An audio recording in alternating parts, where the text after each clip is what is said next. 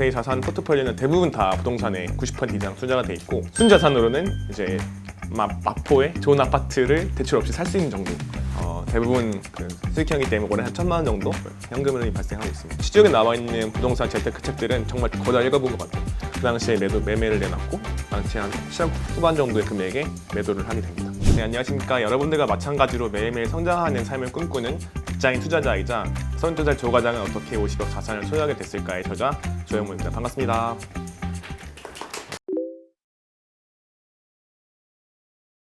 제 기준으로는 이제 자산 100억을 목표로 하고 있는데, 이건 굉장히 사람마다 상대적인 기준 같아요. 혼자 사는 분들 같은 경우는 5억으로도 파이어를 할 수 있고, 또한 자기 소비 패턴이라든가 즐기는 라이프 스타일에 따라 달라질 수 있는데, 저 같은 경우는 가족도 있고 자녀도 있다 보니까 생각하는 목표 자산은 100억인 게, 현금 흐름이 월에 한 2천만 원 이상 나와야 좀 꿈꾸는 삶을 살 수 있다고 생각해서 이제 목표 자산을 100억으로 선정하게 되었습니다. 현재 기준으로는 이제 한 40% 50% 정도 달성했다고 생각하고 있습니다. 저희 자산 포트폴리오는 대부분 다 부동산에 90% 이상 투자가 돼 있고, 부동산 중에서도 상가라든가 아파트라든가 지식사업센터라든가 그리고 꼬마 빌딩 이런 식으로 다 수익형 위주로 투자를 하고 있습니다. 투자한 지역은 이제 상가 같은 경우는 안산시에 있고요. 지식사업센터 같은 경우는 서울시 문정동에도 있었다가 매도했고, 가산동에도 있고, 그다음에 송도에도 있고, 꼬마 빌딩 같은 경우는 서울시 관악구에 있고, 아파트 같은 경우는 서울시 강서구에 투자를 해놓고, 오피스텔 같은 경우는 화성시 쪽에 재개발 지역에 투자를 한 상태입니다. 현재 기준 7개 되는 것 같습니다. 7개. 네네. 지금 자산은 부동산 하나 매도를 하고, 최근에 부동산 하락이 되면서 한 40억 안팎으로 좀 줄긴 했는데, 순자산으로는 이제 마포에 좋은 아파트를 대출 없이 살 수 있는 정도라고 지금 봐주시면 될 것 같습니다.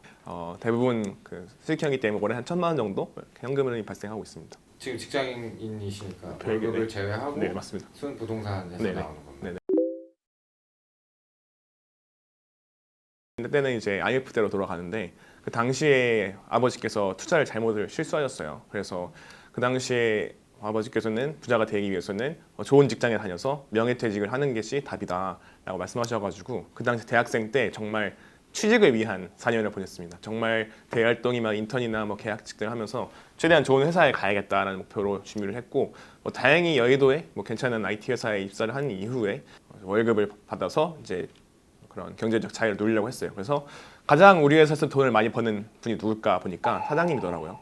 사장의 목표로 월급쟁이 사장이 되기 위해서 정말 1년 동안은 퇴근 없이 진짜 밤 새워서 일을 하고 했는데, 어느 순간 술을 먹다 보니까 선배가 이제 사장님이 18년도, 17년도에 강남의 아파트를 매도하시고 전세 말씀하셔가지고, 그때 약간 꿈이 무너진 느낌이었어요. 그래서 퇴근을 하면서 집에 가는데, 이렇게 많은 집들 중에서 내 집은 없고 경제적 자유로 일하려면 어떻게 해야 될까를 되게 많이 고민하고, 그 당시가 2018년도 27살 때 이제 부동산을 하기로 결심했습니다. 그리고 부자가 되기 위해서 알아보니까 우리나라에서는 총 4가지가 있더라고요. 그 당시에는 비트코인이 없었으니까 제외를 하고, 징여 상속이라든가 사업, 부동산, 주식 이런 것도 있었는데, 그럼 4가지 중에서 어떤 걸 할 수 있을까를 생각해 보니까 일단은 징여 상속이랑 사업은 제외를 했습니다. 부모님께 그 당시에 줄 게 없었고, 그다음에 사업은 직장인이었기 때문에 제외를 했고요. 그래서 공부했던 게 이제 부동산이랑 주식을 공부했는데, 직장인에 맞는 거는 부동산이라고 생각을 했어요. 대출이라든가 투자 시간이라든가, 그리고 어떻게 하면 오르는지에 대해서 좀 기준을 세워보다 보니까 주식은 직장인에는 맞지 않다고 생각이 되었어요. 왜냐면은 주식 같은 경우는 대출을 받기가도 힘들고, 받더라 하더라도 하락하게 되면 반대 매매로 어쩔 수 없이 매도를 해야 되고, 오르는 것도 주식은 왜 오르는지 잘 모르겠더라고요. 이제 계속 직장인이 화장실 가서 주식을 보고 하다 보니까, 계속 보다 보니까 매도하게 되고, 오늘 5만 원 벌었으면 치킨이다 하고, 10만 원 벌었으면 술 먹으러 가자 이러니까 계속 돈이 쌓이지 않더라고요. 근데 반면에 부동산 같은 경우는 대출도 받을 수 있고, 그리고 부동산은 계획도 있고, 심지어 아파트가 이제 입주하는 단계도 볼 수 있고, 여기 어디 생기는지, 개통이 될 수 있는지 일반인 누구라면 다 알 수 있는 정보들이거든요. 상승할 수 있는 여력도 충분히 커서 직장인으로서는 부동산이 적합하다라는 판단하에 부동산을 본격적으로 공부를 하게 되었습니다. 5천만 원 안팎인 것 같아요. 첫 투자하기까지 한 2년 3년 모았는데 1억을 다 모으진 못했고, 그 당시에 이제 신용대출과 마이너스 통장을 다 써가지고 연봉의 2배 정도를 투자했습니다. 29살 정도까지 2년 동안 모았습니다. 시즌 원인을 일단 모으기 전에는 여러분들 얼마나 간절한지를 좀 생각을 해보셔야 될 것 같아요. 왜 그런 말씀을 드리냐면 환경 세팅이 굉장히 중요하거든요.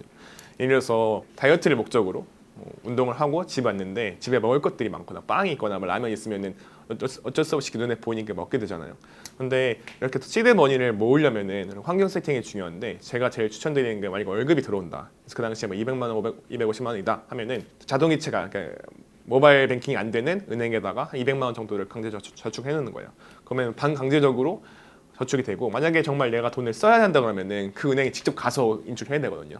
그래서 그런 점을 활용해서 반강제적으로 저축한 다음에 나머지 돈으로 생활비를 사용하는 방식으로 진행을 했고 사회초년생들이 대부분 쓸 때 뭐 택시도 타고 싶고 뭐 스타벅스 커피도 먹고 싶고 보험비도 들어야 되고 뭐 자동차도 하고 싶고 하는데 이런 것들은 잠깐만 3년만 저축을 한다 생각하고 그 습관을 들이는 게 굉장히 중요하다고 생각을 하거든요. 별다방 커피 같은 경우도 선배들이 사주는 거 아니면 안 먹었고요. 혹은 뭐 영업직이었기 때문에 고객사에 가서 뭐 법인카드로 하는 거 안 마셨고 그다음 절대로 자동차는 신입사원 때는 사면 안 되고 보험료 같은 것도 월급의 5% 이하로. 근데 주위에 보면은 가족분들 보면은 보험 설계사 하신 분들 꼭 한 번씩은 계신데 그런 분들 권유에 따라서 뭐 2~30만 원짜리 보험을 들고 한데 절대로 그렇게 하면 안 되고 월급의 5% 이하. 그러니까 250만 원 같은 경우는 뭐 10만 원 안팎으로 실손보험 되는 걸 꼭 추천드립니다. 그래서 그 당시에 어떻게 투자하게 됐냐면 시중에 나와 있는 부동산 재테크 책들은 정말 거의 다 읽어본 것 같아요. 1년에 100권씩을 읽어가면서 재테크라든가 경제 흐름이라든가 부동산에 대해서 책을 엄청 많이 읽었고 그 당시에 책을 읽다 보니까 현장에 대한 정보가 좀 필요하더라고요. 그래서 책을 읽고 강의를 좀 많이 들었고요. 강의를 듣다 보니까 거기 형님 누님들이 투자를 한 사례들을 공유해 주는 거예요. 처음 들었던 게 이제 건국대학교 미래지식교원의 교육원의 강의였는데 그때 들었을 때 형님 누님들이 술자리에서 얘기해 주는 얘기를 듣고 아 나도 할 수 있구나. 왜냐면은 일반인과 나 같은 경우는 투자를 정말 잘할 수 있을까에 대한 의구심이 들곤 하는데 이렇게 끝나고 뒤풀이 때 일반인이었던 형님 누님들 투자하는 걸 보고 나도 할 수 있겠구나 라는 자신감을 많이 얻었어요. 그래서 그걸 바탕으로 투자를 결심하게 됩니다. 그 당시 지식산센터도 투자하게 된 게 뭐 수업 때도 있었지만 그 같이 공부했던 형님 중에 한 분이 지식산센터를 투자를 해서 좋은 성과가 난 거예요. 그래서 그 당시에 살고 있었던 과천에서 지식산센터를 분양하는 걸 보고 그 당시에 뭐 그런 금액과 이제 서울시의 문정동에 가장 유명한 지식산센터니까 거기를 비교해봤을 때 문정동이 상대적으로 저렴하다라고 생각이 들었어요. 그래서 그 당시에 배웠던 경매를 바탕으로 서울시 문정동에 지식산센터 입찰을 하게 되고 근데 그 당시에 놀랍게도 거의 30명 되는 분들이 그 당시에 입찰을 하게 된 거예요. 지식산센터를 잘 몰랐던 시기인데도 그래서 이게 되는구나라고 파악을 하게 되고 일반 금매들을 찾아다니고 금매 중에서 하나를 봐서 매수를 하게 됩니다. 근데 매수를 알아보다 보니까 대출이 너무 잘 나오는 거죠. 난 지금 담보대출도 있지만 신용대출이나 마이너스통장을 껴서 하다 보니까 5억짜리 정도의 부동산을 1,000만 원도 안 되는 금액에 매수했음에도 불구하고 월세가 들어오는 게 플러스였던 거죠.